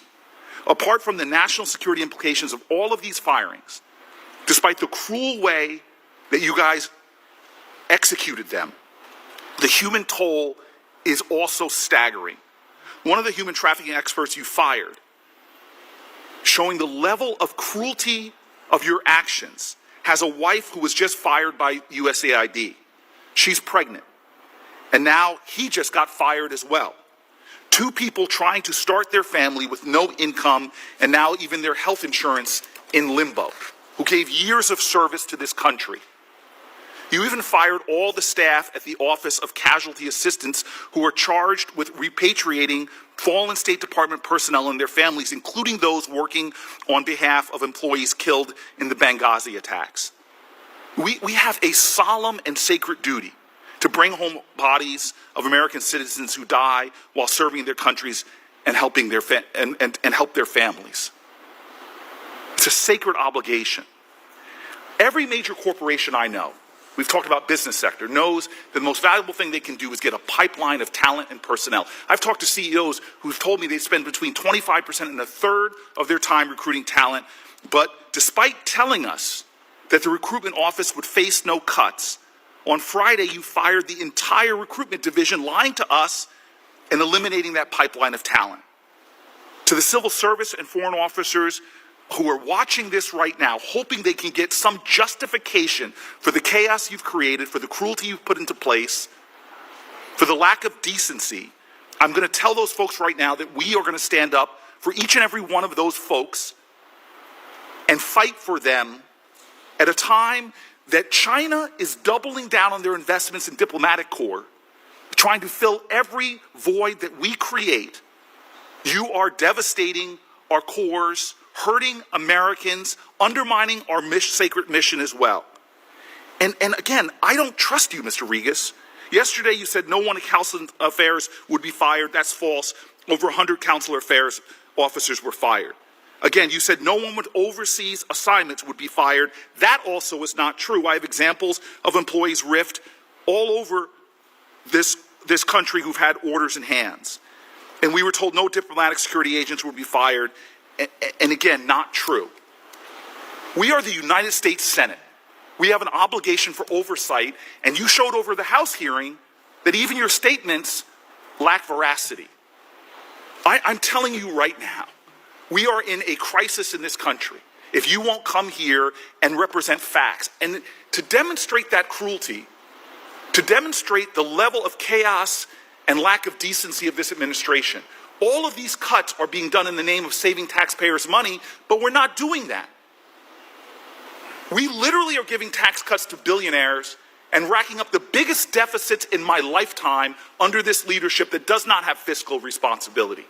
And the best demonstration of that is allowing millions of pounds or thousands of pounds of food that were supposed to save the lives of thousands of human beings, paid for by taxpayers, to spoil on docks. How is that in any way human decency?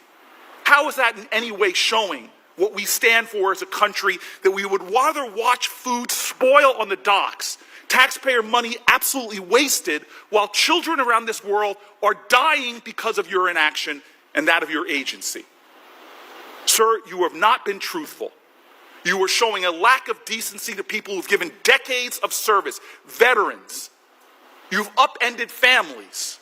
This is not the way we operate. It is not the decency that they deserve. And I will stand up and fight you in every way to make sure that the people you have hurt get from this country what they deserve: respect and honor. Thank you. Senator Shaheen. Can I respond to that? Yes, you may. I am deeply distressed by everything you just said. I'm distressed by everything you've done, sir. I've watched you lie to this committee. I've watched you lie on the House side. You did not. I'm sorry, sir. If you were here when I addressed Senator Merkley on that consular affairs statement, I told him immediately after that, the next sentence after that in my House testimony, I What about the other lies that I've said? I've pointed out. What about the other lies? Diplomatic. You want to go through them one by one? Diplomatics, sir. Mr. Chairman, can I respond to the question? You may respond. We did not let go any diplomatic security personnel that were engaged in law enforcement functions. We did not let go any consular affairs personnel who were engaged in adjudicating passports. Mr. Chairman, can I answer the question, please? This is outrageous. Senator Brooke, could please let... Sir, what is outrageous is your behavior. So I will tell you, we gave humanitarian exceptions. Senator, please let Mr. Rigas respond. Thank you, Mr. Chairman. We let individuals who are RIF, by the way, they're still on payroll, they're still getting pay and benefits, civil servants for the next 60 days, foreign service officers for the next 120 days, and then the other individuals who had requested compassionate exceptions because of medical or family issues were granted. And I can tell you that is in stark contrast to what I experienced when I was the acting director of the Office of Personnel Management at the end of the first Trump administration, when we requested of the incoming Biden administration that appointees who were pregnant, who had babies, some in the NICU, we said, could they please, because they were legally entitled to have family and medical leave for 12 weeks, sir. Is to blame Biden. I've heard this time and time again. Is to blame Biden. You've never heard this before, sir, because it's never been entered into the congressional record. You're trying to delay, you're trying to deny, and you're trying to denigrate this committee by not telling the truth. Sir, I want to enter the record literally an impeachment of what he just said. May I enter into the record this document demonstrating that he did indeed fire people who were in charge of doing technical work for the security of our people overseas. You lied to this committee. I did not, sir. And I'd like to enter this into the record. Okay, just a minute. Senator Booker, you are allowed to enter it on the record. Thank you very much. So if we could, Mr. Rigas, please respond, and then we're going to move on. I pointed out 4 factual errors where you lied to this committee. I'm happy to listen if you go through each one. As I've said Senator repeatedly Booker, in this thank committee, sir. you. I just want to allow Mr. Rigas to respond, and then Senator Shaheen then has a couple more Thank questions. you. We'll wrap So, up. as I've said repeatedly during this committee, and maybe you weren't here to hear that testimony, obviously people were let go from their jobs. It's a reduction in force. We had 13 people who were let go. That does not mean the function that they performed was necessarily eliminated. These functions that we wanted to move forward were carried on either in a combined bureau or in another office where those redundant functions were carried out. We said diplomatic security that was conducting law enforcement, there were no reductions in that law enforcement function. Consular affairs folks who were adjudicating passports, who were doing the customer service work that we want to see continue, were not reduced or eliminated. People who were in domestic positions is where these reductions in force were done. But, sir, he's contradicting his own territory. You said that's regrettable, that there were at least 200 people that you at least showed some shred of decency. I'm saying it's regrettable. Look, no one wants. So you've made mistakes. No, I'm saying, sir. So you have made mistakes. There have what I'm made no expressing, mistakes, sir. You're literally saying you've made no mistakes. Senator Booker, thank you. I want to, Mr. Rigas, clearly this is going to go back and forth. Right. Here. I'd like you to maybe to respond maybe in 30 seconds, and we'll have Senator Shaheen. I think you should respond to questions for the record, sir. Thank you. I'm happy to respond to on the questions. record. Look, look, no one wants to lay someone off. I don't think we take any joy in laying people off or any kind of reduction in force, but we have to do what's best for the mission. We have to do what's best for the organization. The department has grown by 20,000 people since 2008. We're literally we let go 1,300 people. Every single one of those is hard for those individuals, for their families. You know, I've experienced unemployment in my life. I know what that's like. It's not pleasant for anyone, but we have to put the mission first, and we have to make sure the critical functions we want to execute are going to be done, and they're going to be done with respect to taxpayers in the United States. So I find that insulting, demeaning, degrading to the people whose lives you've upended unjustifiably. Yeah. To put yourself out there. Senator Shaheen, next round of question. Mr. Rigas, as you can see, there are strong feelings on the part of this committee about what's happened at the State Department. I think one of the things that would have helped with any reorganization would have been to engage this committee, which is our oversight, responsibility, and function. And the fact is, as I said in my opening statement, this reorganization has occurred without appropriate notification, without appropriate engagement on the part of Congress. And no wonder people are upset. But I want to go back to the food assistance issue, because you acknowledge that what we don't want to do is destroy food that has been purchased, that is available for people. We don't want to let it spoil. We don't want to destroy it.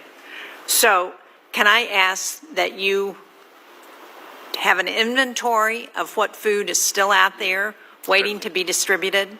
Certainly. I know there is oil in Houston in a warehouse that is going to reach its expiration date within months, and if we don't get it out, it's also going to be spoiled. I'm sure there is food in other places around the world, actually, because we know there was food in Djibouti that was going out.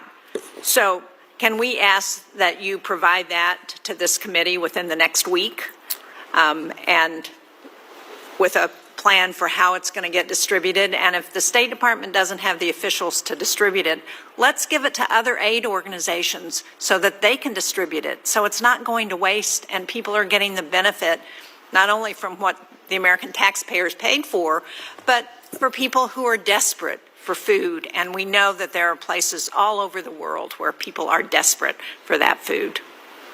certainly. You commit to that? Of course, certainly. Thank you. Thank you, Mr. Chairman. Senator Shaheen. Well, that wraps up the hearing. Sincere thank you to Mr. Rigas for providing us with the benefit of his testimony. For the information of members, the record will remain open until the close of business tomorrow, July 17th. We ask the witness to respond as promptly as possible. Your responses will also be made a part of the record. With the thanks of the committee, the hearing is now adjourned. Thank you, Mr. Chairman. Thanks, Gene.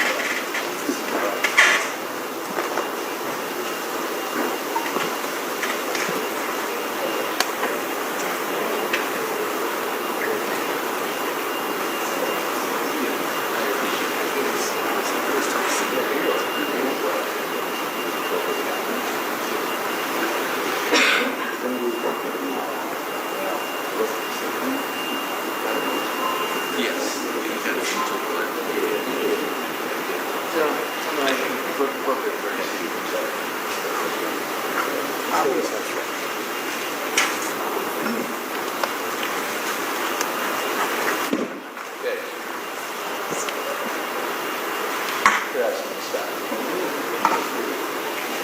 There you go. Search your image by